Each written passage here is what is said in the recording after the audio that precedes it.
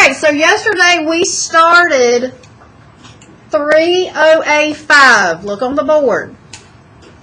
Understand properties of multiplication and the relationship between multiplication and division. More specifically, yesterday we talked about the commutative property, and we nicknamed it the flip-flop property because we learned that it didn't matter if we changed what order those factors were in, like 3 times 5 or 5 times 3, we're still going to get a total of 15. Okay? The commutative property says it doesn't matter what order they're in, you're still going to get the same total. That's why I call it the flip-flop property. But now on the Georgia Milestones test, and even on tests that I give you, I don't want you to write flip-flop property. You need to learn commutative property of multiplication. Okay, that's the math word for it. All right, so on the top of your homework, I do want you to write your standard so you'll remember what we're doing. 30A5. Understanding the properties of multiplication and what they mean. What we worked on yesterday and today is the commutative property. Okay. Number 1, count by 2's 7 times. So we're going to do this together as a class. Okay. 2, 4, 6, 8, 10, 12, 14. Okay. Now, I want to skip down to where it says write your multiplication equation for that. To me, it's easier to do the count by or do the skip counting, then do the multiplication, then draw the array. They just do it in a different order. It doesn't matter, but to me, that's the easiest. Okay, so let's skip down to this one. And it says write an equation to represent the total number of objects in your array. Well, we skip counted how many times? 7. Okay. And what did we skip count by? 2. We skip counted 7 times. We skip counted by 2, so that's 7 times 2 equals 14. Okay. Then you can go back up and draw your array. You've got 7 rows of 2, and you should have a total of 14. Give you a second to make sure yours is correct. Nikivius, you got this?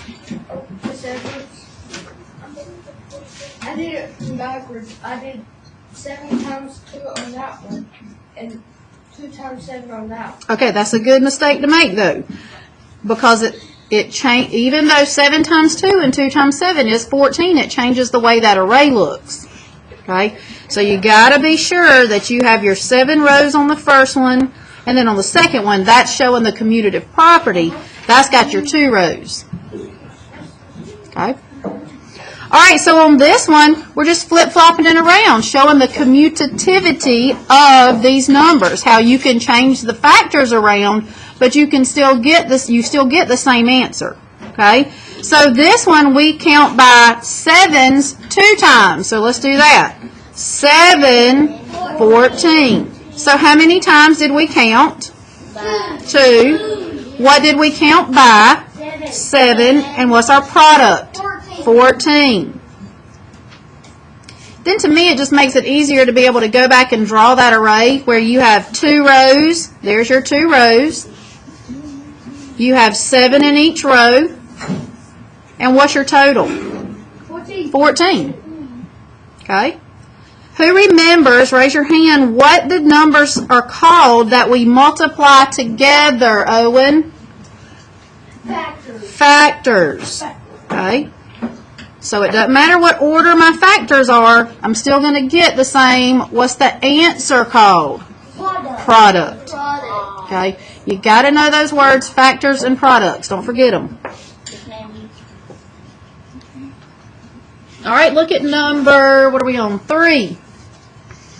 This one says, turn your paper to look at the arrays in problems 1 and 2 in different ways.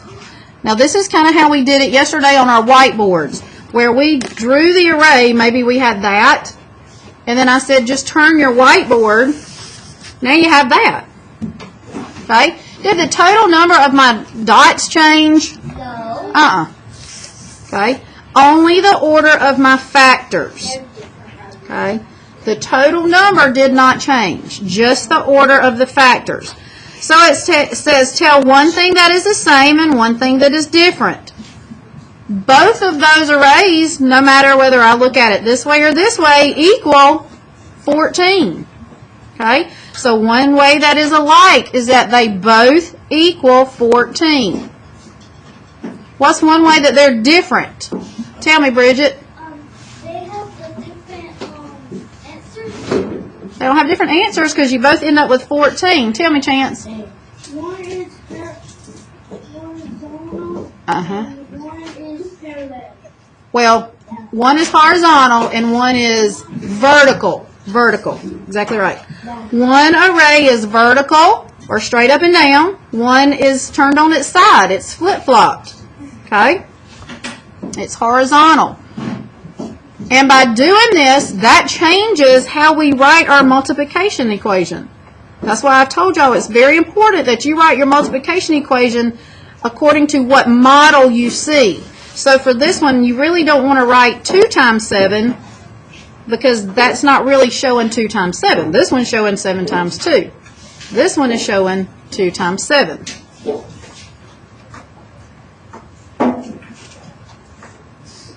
Then it says that why are the factors in your equations in a different order? Well, we just talked about that. The number of rows has changed. This one, how many rows did we have on this first one? 7. How many rows shy did we have on this one? 2. 7 and 2. Okay? So the factors just flip-flopped. The number of rows changed. One array went from 7 rows to 2 rows. So those factors changed order. They commuted to a different spot. Have you heard of people commuting to a different city? Yes. Okay. I commute from Cochran to Hawkinsville. And I go back from Hawkinsville to Cochran to work. These numbers are commuting. They're just changing spots. Okay.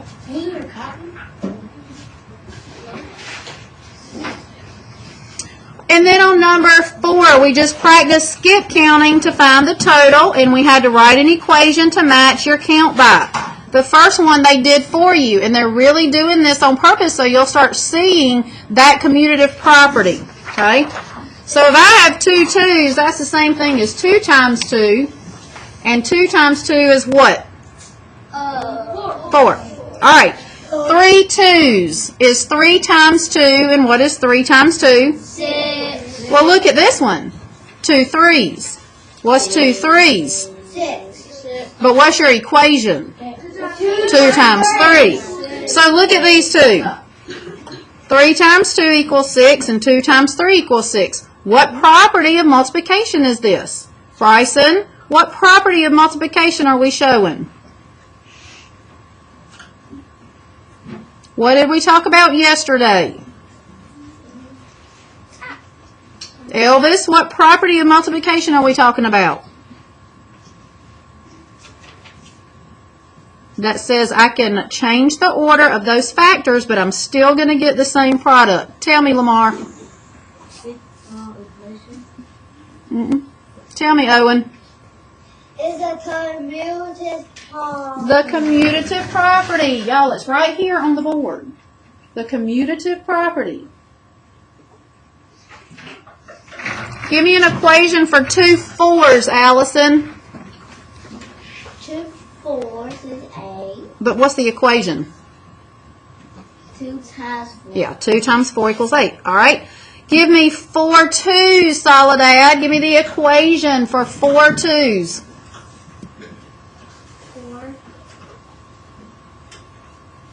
4 times 2 equals 8. So these two are showing the commutative property. 2 times 4 and 4 times 2. They both equal 8. All right, Nikevius, 5 2's is what? 10. Nikevius, 5 2's. Give me the equation first. 2 equals 2. 5 times 2 equals 10. All right, Jordan, give me 2 5's. 10.